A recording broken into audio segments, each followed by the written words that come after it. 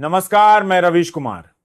Iran Israel में cease fire तो हो गया है, मगर इस बीच ये सवाल चर्चा में है कि अपने कई परमाणु वैज्ञानिक और सैन्य अफसर गंवाने के बाद भी ईरान ने जंग में बढ़त कैसे बना ली। आइए विस्तार से इसे समझने की कोशिश करते हैं। लेकिन उससे पहले, अगर आप भी गोदी मीडिया से थक चुके हैं और सच सुनने की हिम्मत रखते हैं तो इस चैनल को सब्सक्राइब करके बेल आइकन जरूर दबाएं, क्योंकि यहां टीआरपी नहीं, तर्क मिलता है। यहां डर नहीं, सवाल होते हैं। कमेंट में बताएं, क्या ईरान के पास परमाणु बम होना चाहिए? वो खबर जो दुनिया के सबसे ताकतवर देश के बमों की बारिश से नहीं, एक देश की चुपचाप की गई चाल से लिखी गई। एक देश जिसे कई बार मिटाने की साजिश हुई, लेकिन वो मिटा नहीं। नाम है ईरान, और एक नाम जिसने युद्ध की पटकथा तो लिखी, लेकिन निर्देशन में फिसड्डी साबित हुआ अमेरिका। 13 जून की दोपहर जब इजराइल ने ईरान के परमाणु ठिकानों पर पहला प्रहार किया, तब अमेरिका ने तालियां बजाईं। और तालियां खत्म भी नहीं हुई थीं कि ईरान ने जवाब में 30 मिसाइलें इजराइल के कई सैन्य ठिकानों पर दाग दी। यहीं से शुरू होती है उस रणनीतिक चतुराई की कहानी जो एक नए वर्ल्ड ऑर्डर की आहट देती है। आप सोच रहे होंगे, ईरान पर बम बरसे, वैज्ञानिक मरे, ठिकाने तबाह हुए, फिर भी ईरान ने बढ़त कैसे बना ली? जवाब छिपा है उस 400 किलो यूरेनियम में, जिसे ईरान ने युद्ध से पहले अमेरिका और इजराइल की आंखों के सामने से निकालकर अपने गुप्त तहखानों में सुरक्षित पहुंचा दिया। जी हां, यह वही यूरेनियम है जिससे 10 परमाणु बम बनाए जा सकते हैं। यह बात सिर्फ ईरानी सूत्र नहीं कह रहे। अमेरिका के उपराष्ट्रपति जेडी वेंस ने खुद स्वीकार किया कि हमलों से पहले ईरान ने यह यूरेनियम हटा लिया। आईएईए के प्रमुख राफेल ग्रोसी ने सीएनएन को बताया कि हमने हमले से पहले इस्फहान के एक गुप्त परिसर में इसका मूवमेंट देखा था। अब आप सोचिए, इतनी निगरानी, इतने सैटेलाइट, इतनी खुफिया एजेंसियां, और फिर भी ईरान 400 किलो यूरेनियम निकाल लेता है। ये उस सिस्टम के मुंह पर तमाचा नहीं जो खुद को विश्व व्यवस्था का रक्षक मानता है। इस पूरे युद्ध में अमेरिका का किरदार किसी बूढ़े खलीफा जैसा रहा, जिसने तलवार तो उठाई, लेकिन वार करने से पहले ही पगड़ी उतर गई। अमेरिका ने कहा, हमने ईरान के ठिकाने तबाह कर दिए, लेकिन जब सैटेलाइट तस्वीरें आईं तो पता चला फोर्डो और नतांज में हमले से पहले 16 ट्रक मौजूद थे जो बाद में कहीं नहीं मिले। ट्रकों में क्या था? वही यूरेनियम जिसे अमेरिका नष्ट करना चाहता था। अब अमेरिका और इजराइल के पास दो ही रास्ते हैं।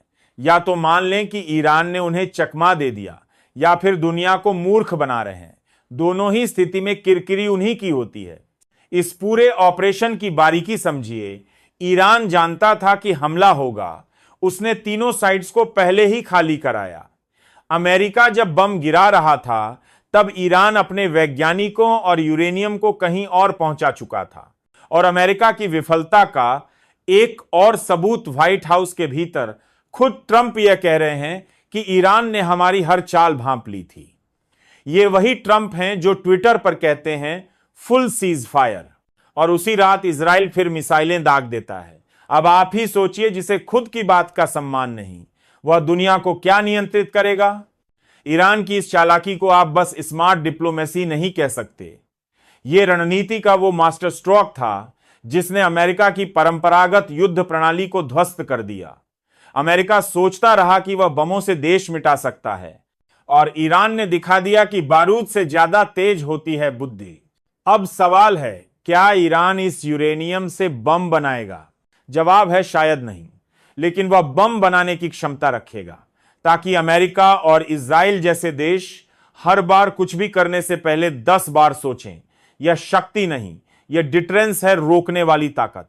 और यह रोक ईरान ने उस अमेरिका पर लगा दी है जिसने सद्दाम को फांसी पर चढ़ाया, गद्दाफी को जलील किया और अफगानिस्तान को रौंदा।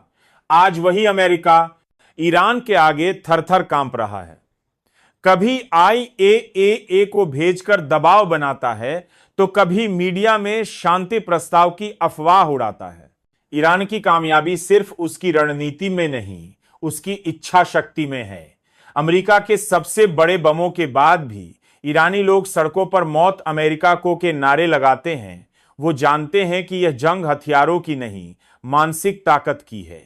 और अमेरिका, उसे अब सोचना होगा क्या वह 22वीं सदी की भू राजनीति को 22वीं सदी की बम नीति से चला पाएगा।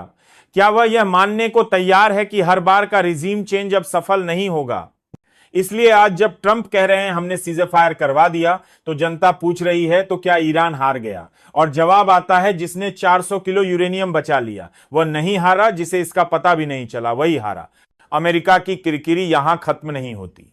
अब वह IAEA को कह रहा है कि ईरान की निगरानी बढ़ाओ, जबकि उसकी अपनी खुफिया एजेंसियां यूरेनियम के ट्रकों की जानकारी नहीं जुटा पाई। यह वही अमेरिका है जो खुद को दुनिया की आंखें कहता है, लेकिन अपने चश्मे का नंबर अब बढ़ गया है। तो अगली बार जब व्हाइट हाउस किसी प्रेस रिलीज में लिखे हमने ईरान के परमाणु कार्यक्रम को ध्वस्त कर दिया, तो दुनिया पूछेगी कहां है वह यूरेनियम, कहां है वे वैज्ञानिक। और जवाब न मिलने पर अमेरिका की साख पर फिर से सवाल उठेंगे। अंत में एक बात, यह कहानी सिर्फ ईरान और अमेरिका की नहीं, यह कहानी है उस नई विश्व व्यवस्था की जहां बम से ज्यादा जरूरी होती है बुद्धिमत्ता।